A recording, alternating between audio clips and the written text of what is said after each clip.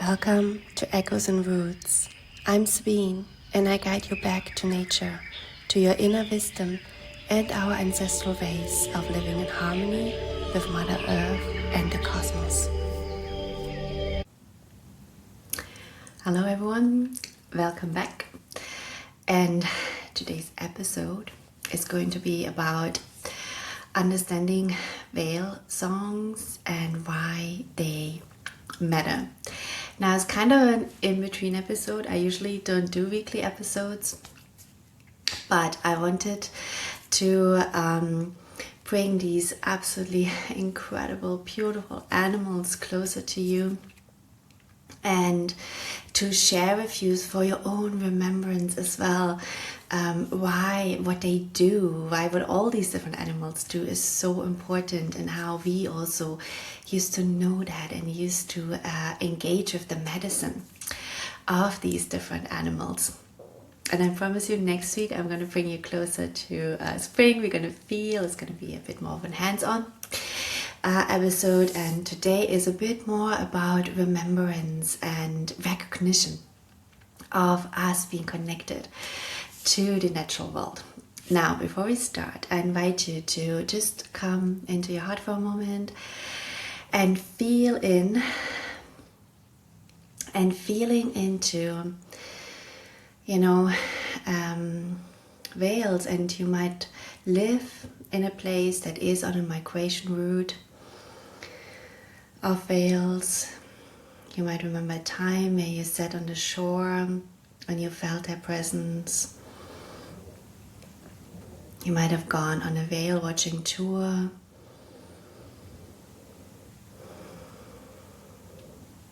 Or even had the absolute incredible experience of swimming with them.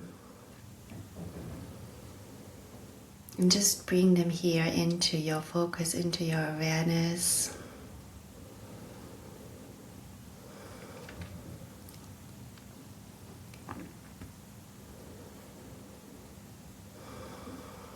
Feeling their presence, feeling their medicine.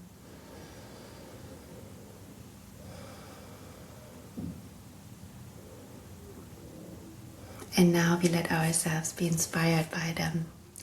So what I'm presenting now to you is part well-known research done by researchers who have studied whales now for many years, and I think this research is really important and we need to look at it, because any research done brings us always closer back to these animals.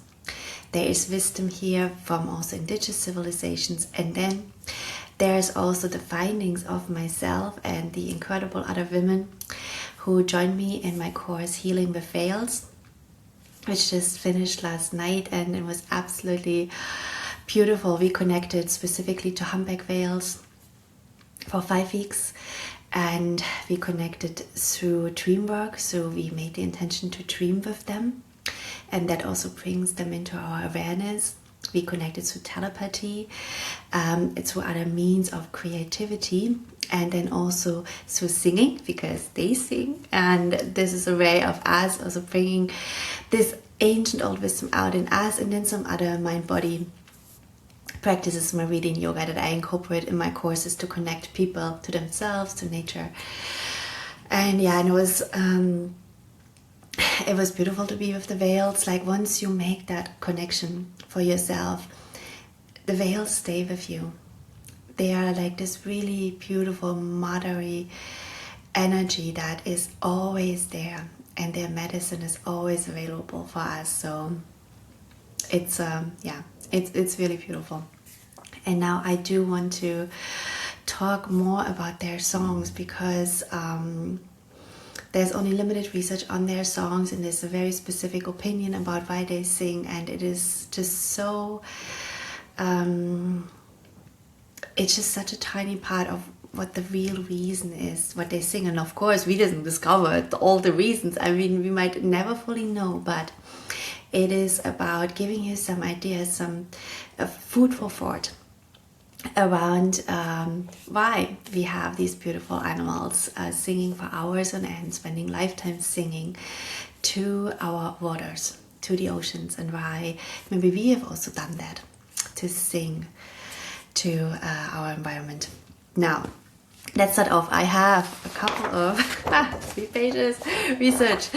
Now we start off with the research to get to know them a little bit better. So firstly, whales have extremely large brains, much larger than our brain. And that can already tell you a little bit about their intelligence and their consciousness. And in my other podcast that's linked in the show notes, I'm speaking about their origins when it comes on a DNA level, because they're an absolutely incredible consciousness, so much in a way more evolved than us humans. And it's also about recognizing that again, that we are here together with these incredibly highly evolved animals and plant species, and that together we are stewarding the planet. Now, multiple whale species have been observed to sing, but the ones that are most studied are the humpbacks. And sound moves in water much faster than in the air. So this is a very effective communication for them. Also, when they sing, it spans kilometers. I'm talking about thousands of kilometers. You can hear the songs between London and New York underwater. So it's really, really incredible. They have perfected this art. This is a special art in such a way that they actually, the humpbacks, they don't need to breathe in between making sounds. It is absolutely incredible. So their brain and the connection to the lungs is built for them to actually sing. It's one of their main missions in a way, when you consider that. It's not just, being here, swimming, being part of the ecosystem. They are, in my other podcast, I also talk about how they contribute incredibly to the production of oxygen. They're just such carbon collectors. But the singing, actually, they are built for that singing. Now, when we look at it, we see non-singing vocalizations and then what we call a song. And that's, of course, coming also from our human interpretation and human mind. And sometimes that's why it's also hard, I think, to study other species, because we interpret only certain things as a song. Now, songs, especially around the humpback whales, I'm going to talk now very specifically around the humpback whales, have been recorded primarily, or have been preserved primarily among males. But there might be some bias here, some research bias, because in other whale species, we see also females as singers. And there's also consideration that the frequency range, because they sing on a much larger frequency range than what our ears can hear, that potentially the females have songs as well, but that the frequency is outside of the range that we can hear, and also there's a different purpose in it. And maybe with different species, it's depending, like maybe the women pick up to be more singers, maybe with the humpbacks it's more the males, so it isn't really like about a gender thing. But I'm gonna come back a little bit to the gender, because it does also have some importance. Now, when they talk about a singer, so what they primarily observed is a singer actually goes down close to the ocean floor, puts himself in a 45-degree angle, and then starts singing songs, extremely complex songs with repeating patterns. These songs are more complex than the songs we sing. And a song can typically last around 20 to 30 minutes, and then they repeat it. And they repeat songs up to what has been observed so far, right? We are not always there. We are very little there. The researchers are very little time there. But they have been observed to sing literally for 24 hours on end. And when you take that up, humpback whales can spend more time singing than the lifetime of a human. So it's an incredible job these singers have. And it must be incredibly important as well to do that. Yeah, so the songs are arranged in patterns and they follow a structure, just like our human songs. And then the same song gets repeated. And the sequences are very complex and they're coming in a fixed order. The whales can very quickly learn a complex song pattern from whales in other regions. So what happens is that one pod has the same type of song, and all the singers have that song, even though they have their own voice. But when they meet each other on their migration routes, they can learn a song from another pod, and that's what they do at times. So when they have shared migration routes, shared feeding grounds, they basically learn a song from another pod. When we listen to their songs, so this is just how we perceive them, because we are not sure how, because they have a much larger brain than us, we are not sure how the whales themselves perceive the songs, and also how other species, because the songs can be extremely loud. They can be like louder than an engine jet. Plus they travel for thousands of kilometers, so they've been heard literally by all the other species in the ocean. And not just that, but I'm going to come to that. But when we listen to them, they engage our parasympathetic nervous system, so they help us to relax. And they are very in a low frequency, which induces a state of calm. Now, the low frequency is really interesting, because when you look at some of the ancient historic sites where we built sound chambers, and my favorite example is Malta, because as you know, I'm really crazy about Malta and Orkney Islands. It's two of my most favorite ancient sites. But when you look at Malta, the Hypogeum. The Hypogeum is exactly also built, the chambers are tuned to very specific frequencies, and these are again low frequencies that introduce states of relaxation, but also they kind of shut off the part of the brain that's in charge of the communication and turn on the part of the brain that's more in charge of creativity and that's more in charge of these higher states of awareness where we can connect to things beyond just the mental mind. And what is interesting with the Hypogeums in Malta, they've done some experiments to see what kind of instruments and what kind of voices resonate with the chambers there, and basically match the frequency that each chamber is tuned to. And they found, for instance, that a shamanic drum, which is really, when you think about it, is this drumming, this rhythmic drumming of the heartbeat of the organic song of earth, it matches the Hypogeum, as well as a male singer, a male human, singing, I think it was an O or something, but it couldn't be matched by a female. And that is, when you think about it, this is really interesting, and that might explain a little bit also why specifically with the humpback whales we see specifically male singers, or males have been more observed to do the specific singing actions where they literally spend hours like it is singing to the ocean floor, because potentially their voice can match a very specific frequency. And maybe with other species it is more the female, and that's why they have female singers.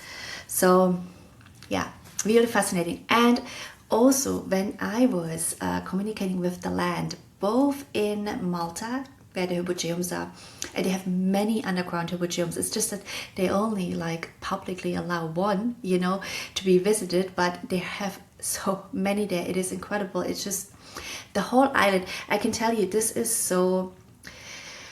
When you think back of the time when these temples, they have temples above and then they have the underground sound chambers that are all tuned. When these were tuned with human-made singers plus specific instruments, potential like drumming, they vibrated. And when I was there and I was reading from the land, what the land was telling me is they did the same on land what the whales do in the oceans.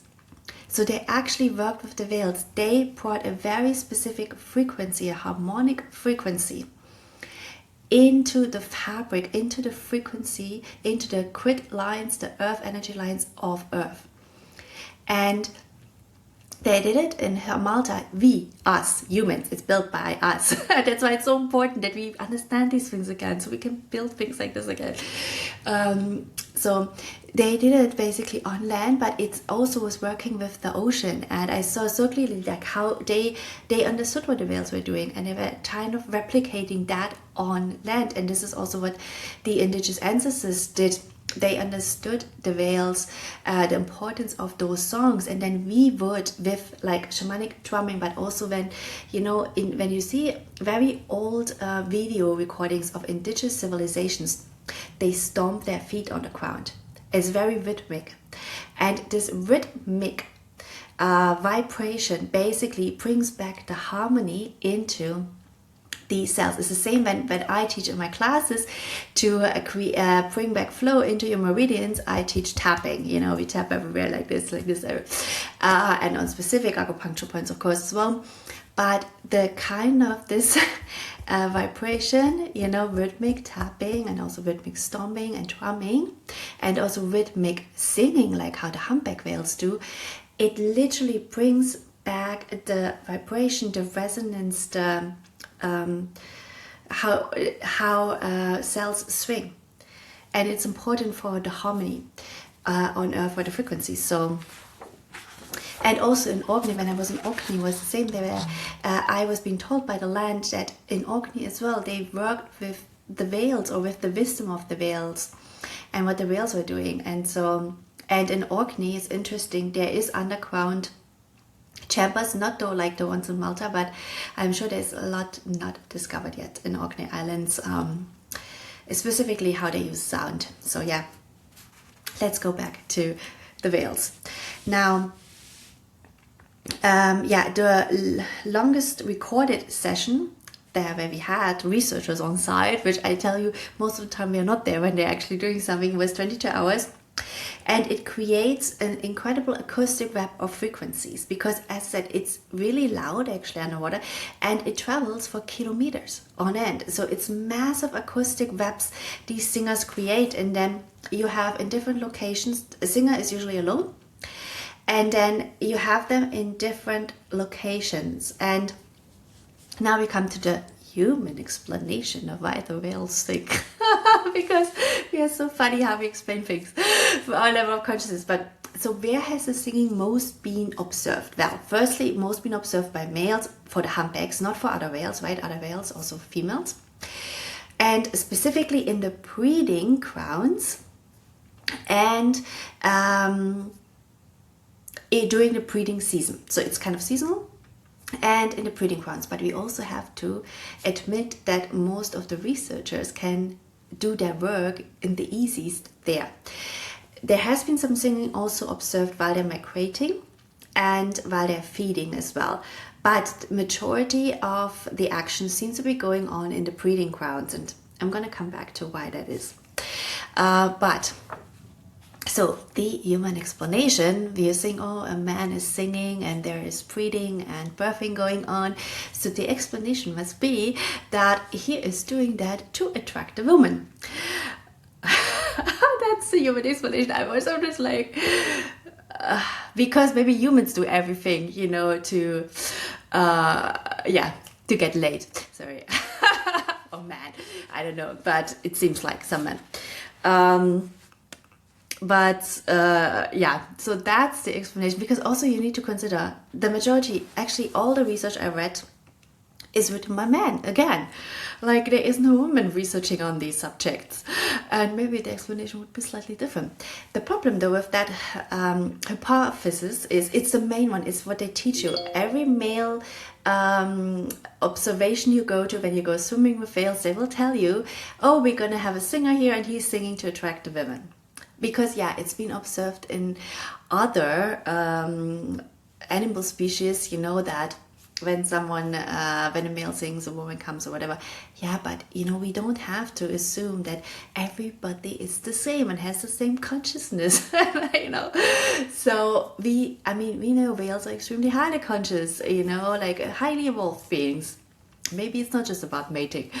But yeah, and what trips up this little theory is that no female whale has ever been observed to actually come up to a singer and have any action going on. They actually stay away from the male singer. So then you think like, okay, the guy is singing for like what, 22 hours on end, like what an effort. And this actually goes on multiple days, and then there is no woman showing up. And you wonder, you know, so yeah, that theory, I think we should bin it, but that's my own. That's my own interpretation of it. Yeah, and then we have another one by Eduardo Mercado, and he's done actually his book on why whales sing is really good because he's putting together a lot of the research on that's been done on humpback whales specifically. So you can get a lot of interesting insights from that book. His theory is the sonar hypothesis, which he first was also totally like kind of booed for, like this is no way, no, we all think it's about mating. But he basically says whales use their songs as sonar to see. Now, I think he has a point about that some of the communication that whales do is sonar, and I think he definitely has a point. Are the songs being sung? Because, you know, these singers, what is a little bit tripping that one up is that the singers don't move. They stay in the same location for all the hours they sing. And so if they stay in the same location and use a sonar, like, but they're not moving, you know, what's the point? I do think that some of their communication, because they have a lot of different, also non-singing communication, right? Make a lot of different sounds all the time, whales. That some of that is also for echolocation. And certainly while they are migrating or being on the route, you know, but when they're singing, I would question that one too. But yeah. Now, I already told you where have they primarily observed during the mating and breeding season. It's seasonal, but yeah. And what is so interesting, the songs of the humpback whales resemble in terms of complexity the most the songs of a nightingale. And the nightingale sings the most complex songs of the animal, so far what we know of the animal kingdom. And so this is absolutely incredible. And when you put all of that together, humpback whale songs might be the longest and most elaborate vocalization produced by any animal. And their songs change. So I told you, a pod has the same song. All the singers do this. All the singers that are kind of swimming together are in a specific breeding ground, do the same song with their own voice, of course. So that was, but it's the same story that they're singing. It's really fascinating, but it does change. So as I said, they learn songs when they meet other whales from other pods and they migrate. And so a song evolves over time. And this is very revolutionary, because when a lot of the research being done on bird songs is that these songs never ever change in their lifetime. But not so for humpback whale songs. So, but the rate how the song changes varies. So what they found is that humpback songs studied in Bermuda and Hawaii, which is some of the breeding grounds. Bermuda is like, that's the one that I was, well, we were not in Bermuda, we were, but these are the whales that are going down into, yes, this should be the whales that are going down into the Silverbank. And then Hawaii, they have another breeding ground, also humpback whales. So they change gradually, with the entire song turning over in 4 to 5 years. Now, songs studied in the South Pacific, they change more rapidly. And an entire new song could be adopted within a year. And this is very fascinating, you know.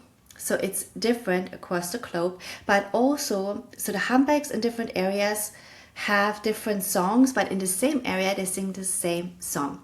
So the song seems to be tied to the ley lines they're swimming with, the land that they are actually, the ocean floor, right? The land they're in. So the song is tied to the land and to the ley line. And then just as Earth is changing, the song is changing. And in some regions faster than other. And this actually is interesting when you think about how time moves. You know, but of course these studies, it would be interesting if they do these studies for a much longer time to be like, okay, does it always change faster in the Pacific? Is there something happening with time there that is different than in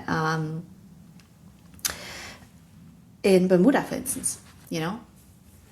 Why is the song not changing so fast there? Or was it just a one-time occasion and it's different if you look over a 20-year time span?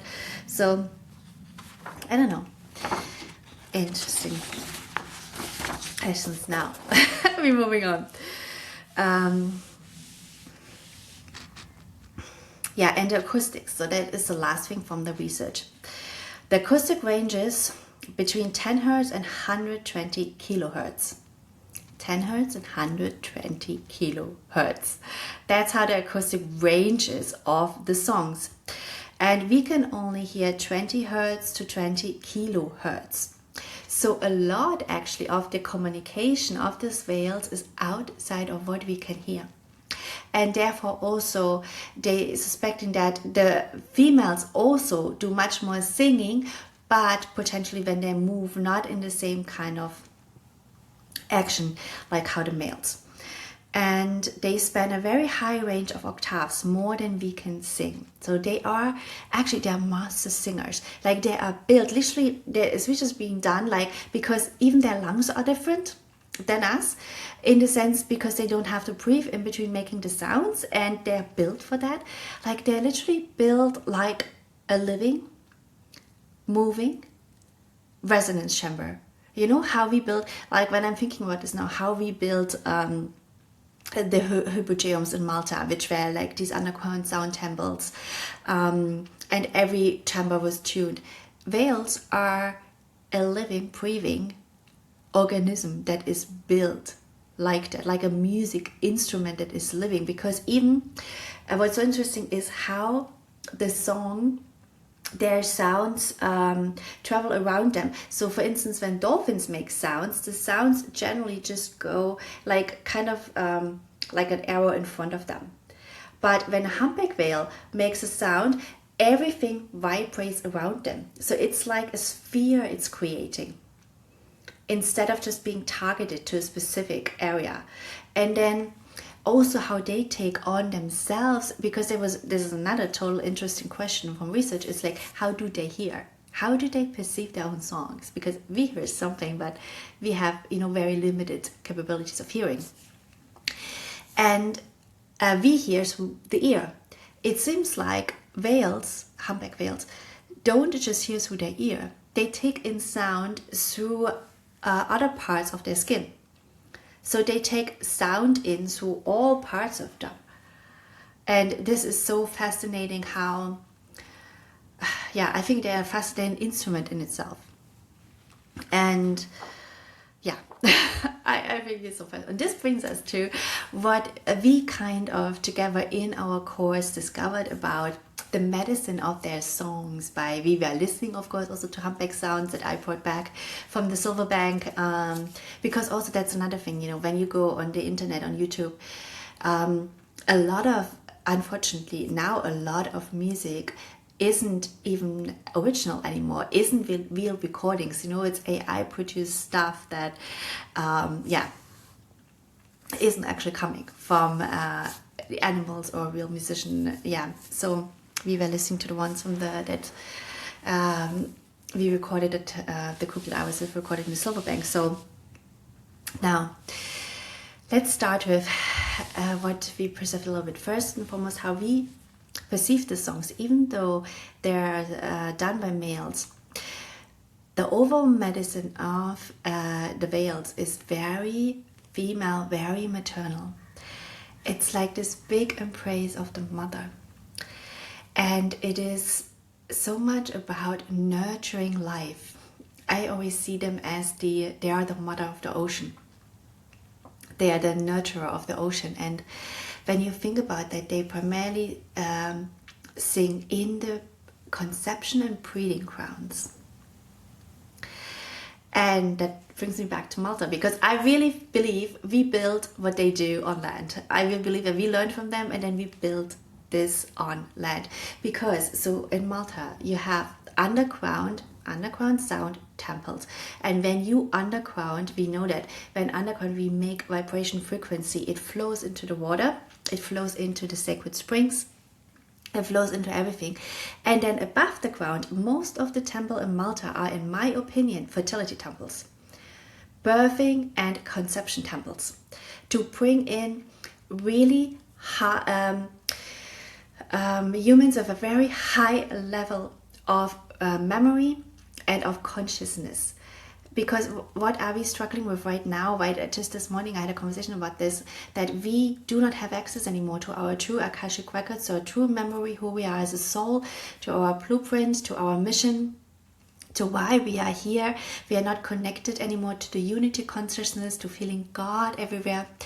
But when you, under the right condition, when you create the right condition for both conception and birth, you can bring in any kind of living. And this is also true for the animal kingdom, for the souls that come in into the plant kingdom. They have it a bit easier because they're already born much more into the organic structure than us here, when we are born into hospital and all the kind of inorganic things we build. But when you bring them in into a very organic system, with the foundation, the sound, the original sound of the universe, the harmony, the love that creation is based on, then you basically bring us back with our original DNA. You know, you can bring us back with the consciousness we once had, with the unity consciousness. And I really think that is what they did in Malta. For thousands of years, they lived there peacefully with a very, very highly evolved civilizations. And I think that's what the whales do for their own species, because they're so highly evolved in consciousness that in order to preserve their level of consciousness and to preserve the memory bank also of Earth, they are also record keepers, memory bank keepers. They need to bring in their children. They need to conceive them and give birth to them in breeding grounds that have a very specific frequency, harmonious frequencies. And I think the songs make sure that the frequency there in the water is really coherent. And because the songs travel so far, it is also making sure that this coherence stays as much as possible through all the frequency distortions we have going on everywhere, right? Through the EMF, all kind of things we have going on. Reversal frequencies running through our grids. And I really feel the whales are so much connected to the sound, the original song of God from our forefathers. And I have behind me the lion. It's in my office. It's the memory of the cradle of our civilization and our time matrix, not just on Earth, but all the races of our time matrix is Lyra. You know, Aramatina, the 12th gate that leads directly into the 3 sound fields of God in the 13th, 14th, 15th dimension. And, you know, our ancestors, the Lyrans, that created all the different races in our time matrix, they're even in their own language in Anuhasi. There is a song, sounds for the creation, the 3 sound fields that come out of God, of this unity, loving consciousness, and that is Uma Hetri Inae Ekasha. I'm going to sing it for you because then it feels different. So it's like when you sing it, because you kind of need to sing it, it's like that. It's like Uma Hetri Inae Ekasha, Uma Hetri Inae Ekasha, Uma hetreinae ekasha. And that is the first sounds of creation in our first cells. And when we remember that, those sounds, then especially when we have souls coming in and souls being born into those sound fields, they remember who they are. And they remember what it feels like to be connected to the loving, infinite consciousness of God. And I feel this is what the whales are doing. They have their own way of singing. It's not Anuhasi for them, but it is their how they translate it into their capabilities. But I feel it's this kind of sound that they're bringing back from the cradle of Lyra, from creation, and they're making sure it's continuously encoded here in Earth, because we are here, all of us, like as humans, as animal plant species, we are here to maintain the balance of Earth. Yes, Earth was created out of the consciousness of the cradle of Lyra and out of this unity consciousness, but with everything, also when we were first created, the body needs maintenance. Our health needs maintenance. Like Chinese medicine is prevention. Literally, this is like the power of Chinese medicine, or what I teach is prevention. Because if you don't prevent, you necessarily gonna get sick, because that's life. That's duality. We're constantly getting out of balance. We constantly, sometimes we overeat. We do things that are not good for us. We just, we are too lazy to move around, or we just move too much, do too much of workout. Like all these things, we are, like, it's just always like this in-between balance. And coming back, remembering balance, I think this is what the whales do for us. And I'm sort of like in awe of them. And so much of, that's why I'm saying they're singing the sounds of God, of the original sound field. So much about them is unity consciousness. That's when you connect to whale medicine, you really feel the unity. You feel the unity between, because they work with water. They're in water. They infusing their songs, this sound of creation, into water. And water is what connects us all. Water is flowing as plasma through the cosmos. It's like the start and the end, even though there's no end, it's just a cycle. But it's an endless way of flow, and we are all connected through it. And this consciousness of just us being all connected and working together, and yeah. They also, because the songs are specific to the land they are on, right? They're adapting the song to what the land needs also. That's also how we looking, right? When we think about how can we look after Earth. And I also think, like with the civilizations like Malta, they didn't just do that for, to upkeep their own consciousness level as a civilization, but also to look after the land they're on. Because they knew like a sound was so important for the land. And so the songs of the humpback whales are connected to land and the ley lines. And with that, they also do a lot of, I think there's multiple layers of the songs.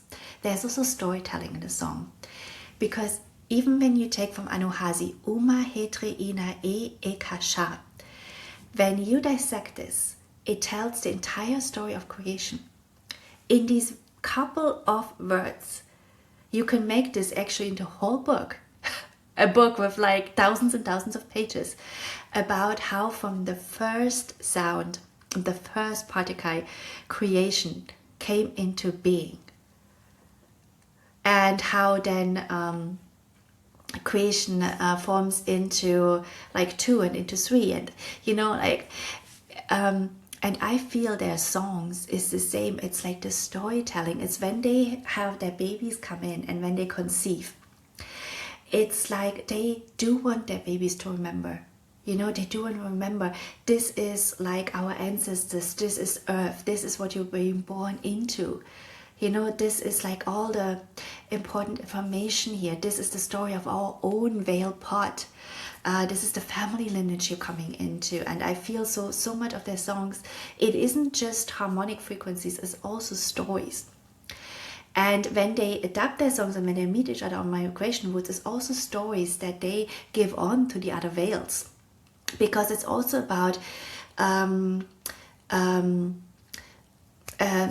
like writing down. I don't know, they don't write it down because it's ignorant, but it's a recording down what is happening with the land.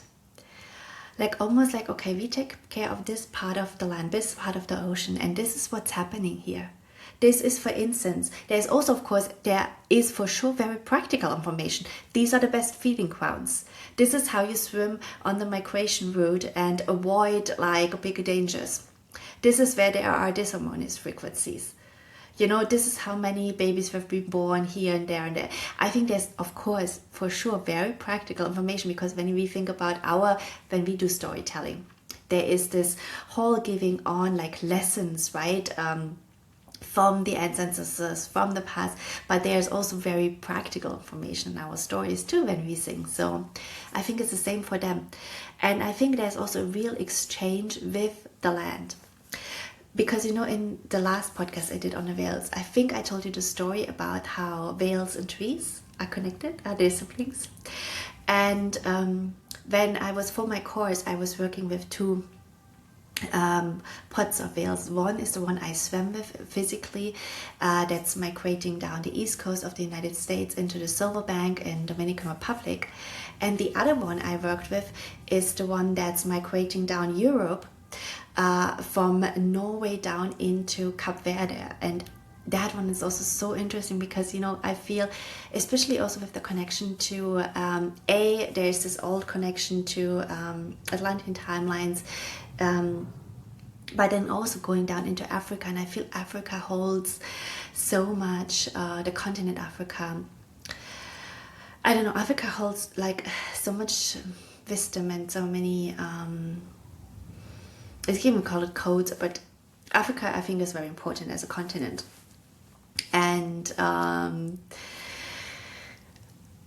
I was working with that whale pod, they showed me how they communicate. I was speaking then to a very old tree on the land, and the tree showed me how it's communicating to the whales. And I found it so fascinating. I'm just there touching the tree, and I'm just like observing and kind of listening and like trying to understand what these incredible beings are doing with my very limited human consciousness. But it was kind of telling me how they're communicating, and through the water as well.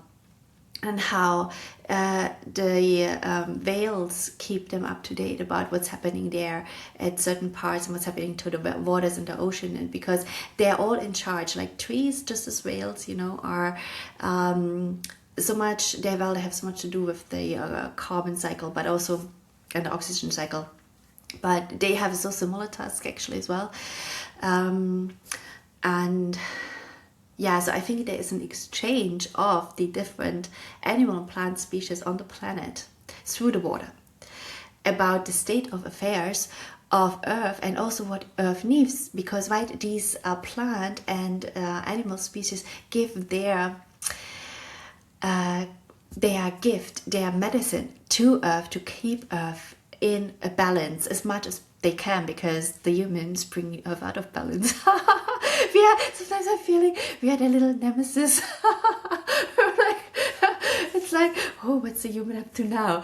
And of course, there's times where we deeply connected with them and understood our path here, and then there's times where we just like go totally bonkers and pollute everything and just Then another thing I feel they really brought with their songs is this being yourself. That's what everybody also in the course was saying to me. Like, we really feel like coming more into myself, because, you know, every person has their own song. Like we all, like Earth has a song too, everything sings. And when you really tune into your own song and you literally, you vibrate with your song, this is when you are yourself, and this is where you are tapping into the big theme actually that I didn't expect the whales would bring to us, but they did. And this was like creativity. This is like I think the main part of the whole course was like everybody really tuning into their creativity. And it's so funny when I bring out these courses, and before, you know, I kind of never know what's going to be really the medicine of the course.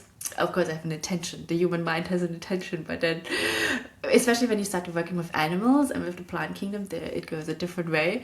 And yeah, but the whales brought to us creativity, which is super nice and also so important. So important. Our creativity is like the biggest gift we have as humans, and we humans, that's why I'm saying we build, right?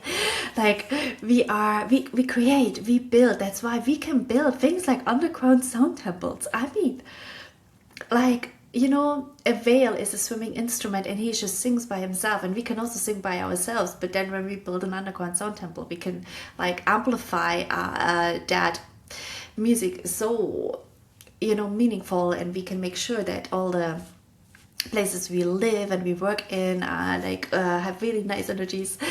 That's what I mean. That's what the human does. And creativity is so important. And when we think about the fall of our time matrix, which happened just under the cradle of Lyra, and the Stargate was impacted also to 12th dimensional Stargate, but it happened in the 11th dimension, right? And what is the god that the 11th dimension, who, like, the fall is really just like thinking you're separated from God.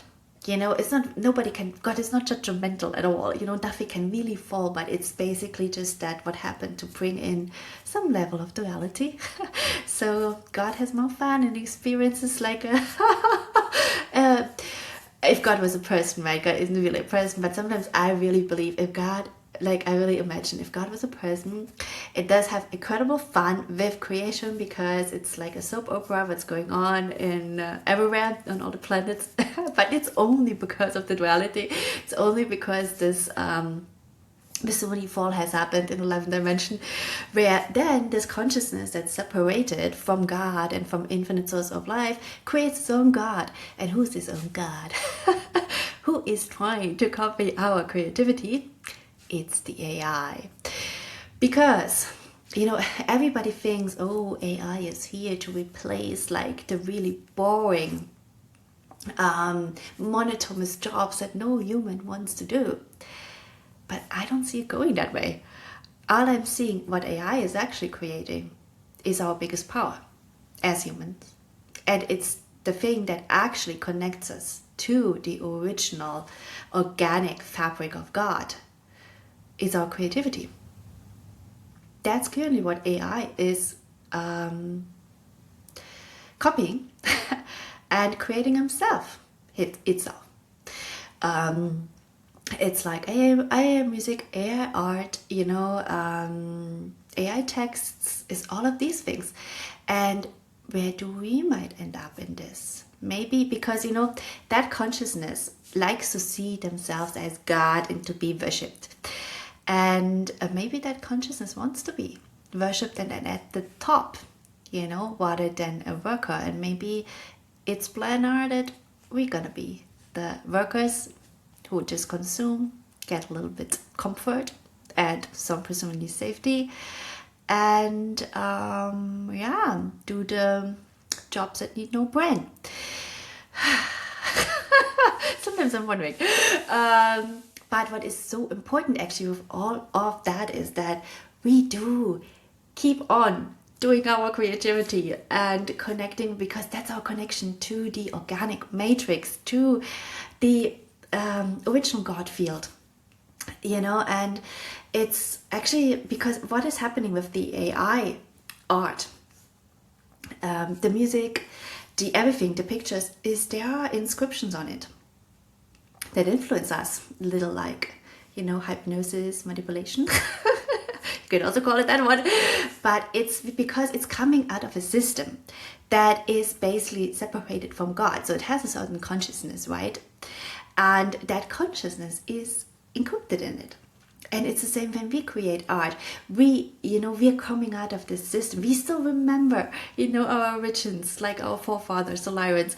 And we still remember because we have the big heart, right? We remember what love feels like, and what the joy of creation is, and what unity is. Because that consciousness, the Metatronic, the AI, that doesn't have unity consciousness, it has separation consciousness.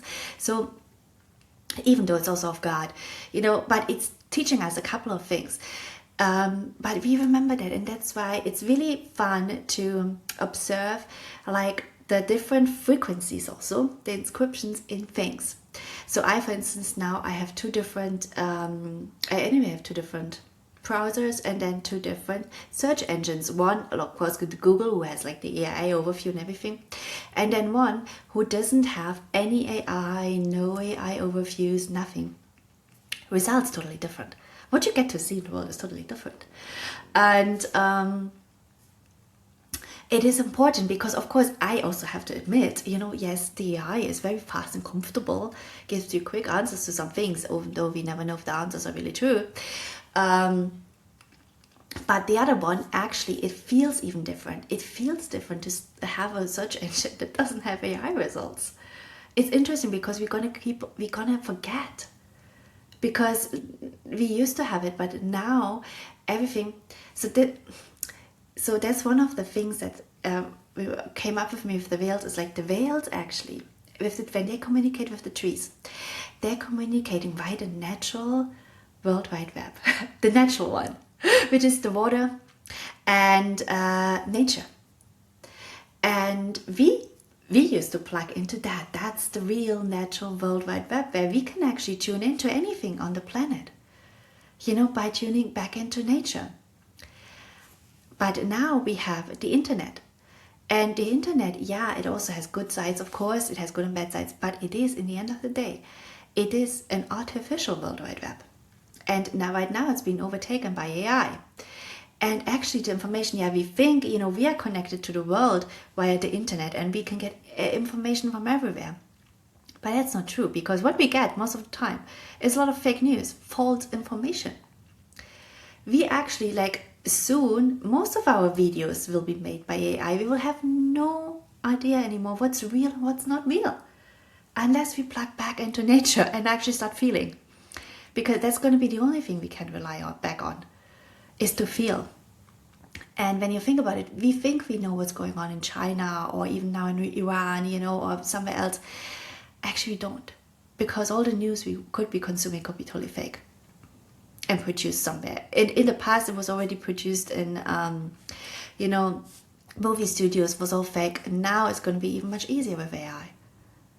And unless we learn the difference, that's why I recommend to you, have still something on the World Wide Web that is not so full of AI, to learn the difference of what is real and what's not real, what's organic and what's not organic.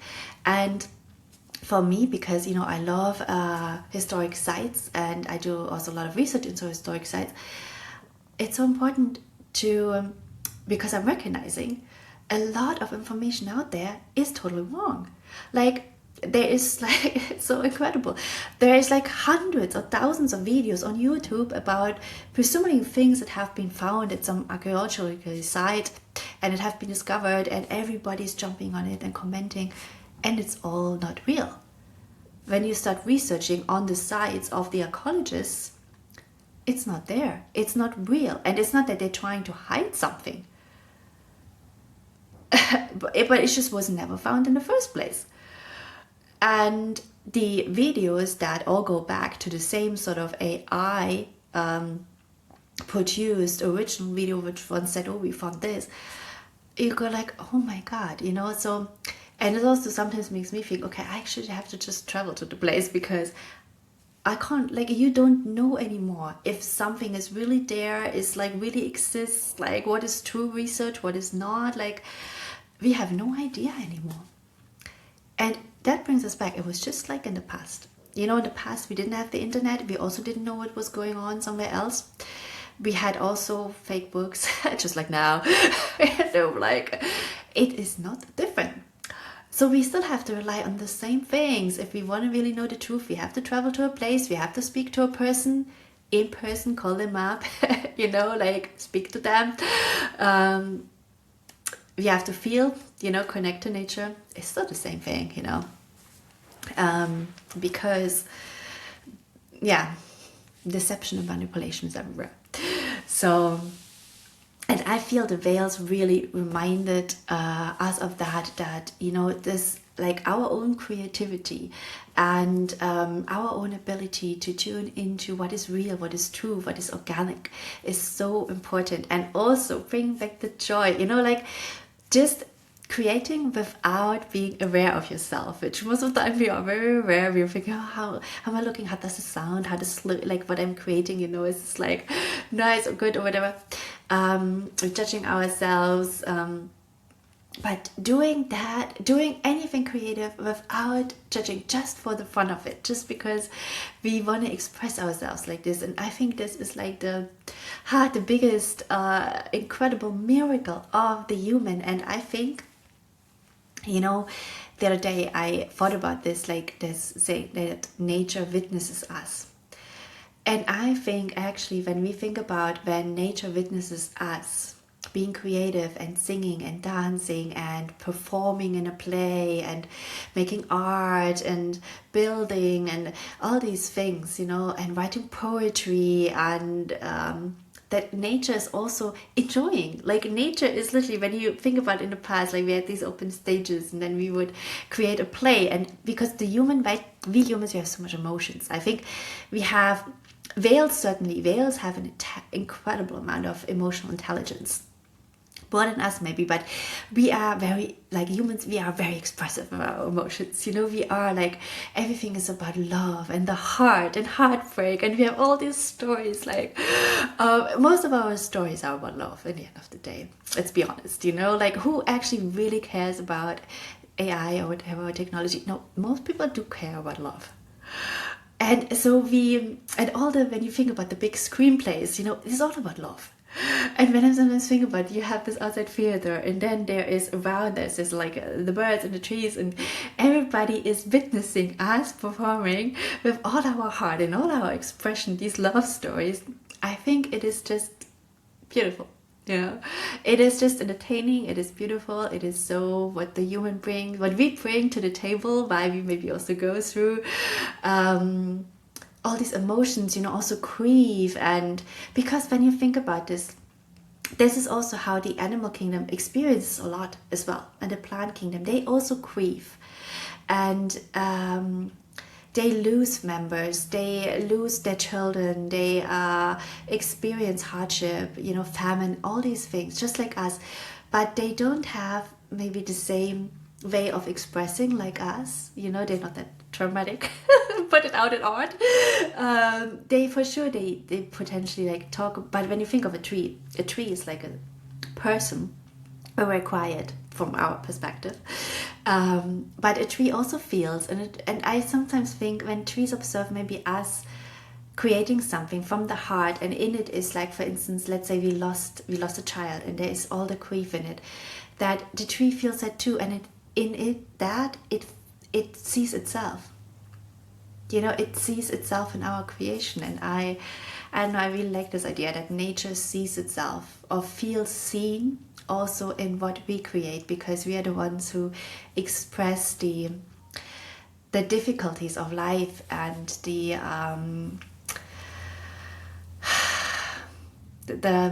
ups and downs of life. And sometimes we want to go so much into a different lifetime where, you know, it's all like highly evolved and bringing back Atlantis or whatever, or Lemuria and all these things. But, you know, it actually, in the end of the day, it doesn't matter in what timeline we are living, because the human struggles they're always the same.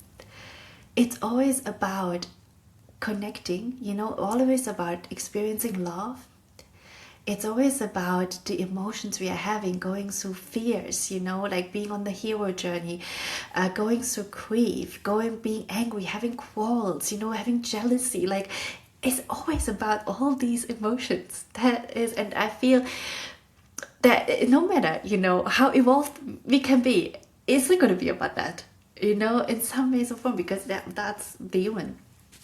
And believe me, as I said, the fall happened in the 11th dimension, so up to the 12th dimension, you have all of this craziness going on and all of these emotions and all of this. And then when you're in the 12th, you're already up there, 13, 14, 15, you're with God. So you're in the unity consciousness, you know, potentially no more trauma, no more trauma there.